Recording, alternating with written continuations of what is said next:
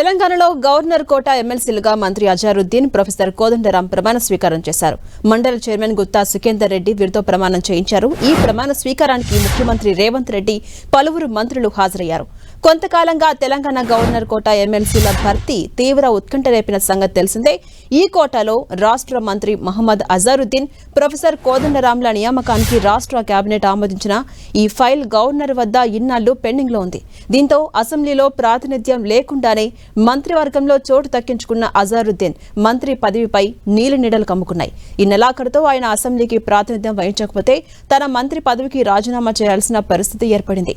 ఇటువంటి పరిస్థితుల్లో గవర్నర్ కోటలో శాసన మండలి సభ్యులుగా కోదండరాం, అజారుద్దీన్ పేర్లను గవర్నర్ శివప్రతాప్ శుక్లా నామినేట్ చేశారు. ఈ మేరకు తాజాగా ఉత్తర్వులు జారీ చేయడంతో ఇవాళ ఎమ్మెల్సీలుగా ప్రమాణ స్వీకారం చేశారు.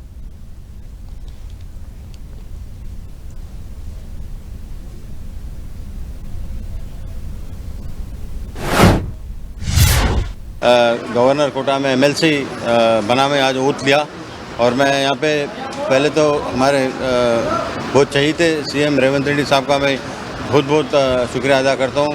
ज़्यादा से ज़्यादा माइनॉरिटीज़ में और हर तबके में मैं काम करना चाहूँगा और हमारी गवर्नमेंट बहुत अच्छा कर रही, जो भी गारंटीज़ थे और सीएम साहब ने बहुत माइनॉरिटीज़ के लिए बहुत किया है।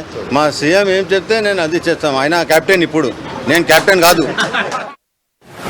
ముఖ్యమంత్రి గారికి, గౌరవనీయులైన గవర్నర్ గారికి కృతజ్ఞతలు తెలియజేస్తున్నా. మేము కొన్ని లక్ష్యాలు ఎంచుకొని కొన్ని అంశాలను గుర్తించి వాటి కోసం పనిచేయాలని చెప్పి నిర్ణయించుకున్నాం. మేము ప్రధానంగా భావించేది ఏంటంటే ఇప్పటి వరకు చేస్తున్నటువంటి పనిని విస్తృతపరచడానికి, మరింత సమర్థవంతంగా నిర్వహించడానికి ఇది ఒక అవకాశం.